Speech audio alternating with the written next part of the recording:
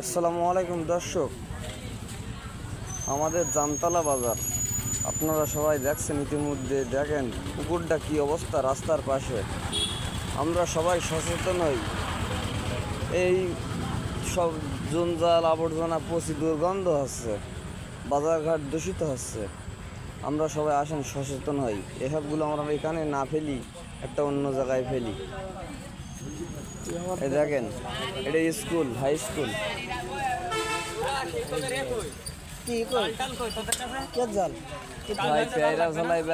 স্কুলের পাশে আমরা সবাই সচেতন হই, যাতে আবর্জনা না ফেলি। কাকা, কেন তো দুর্গন্ধ হয় পারেন, সবসময় গ্যাস গন্ধ লেগেই থাকে। আসসালামু আলাইকুম ভাইয়া, ভালো আছেন? কেমন আছেন? চিনতে পারছেন আমার? ও ভাই, এখানে একটু গ্যাস গন্ধ লাগছে, পেছনের আবর্জনা লাগছে। আমাদের জামতলা বাজার ভাই, আসেন আমরা সবাই সচেতন হই, ময়লা আবর্জনা এক সাইডে ফেলি।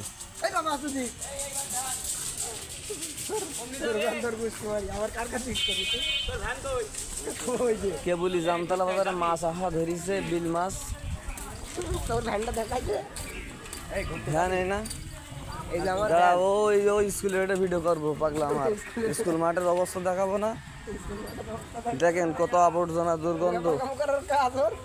আমরা আসেন সবাই সচেতন হই। পুকুরি কেউটি ফেনায় সব এড়িয়ে গেছে।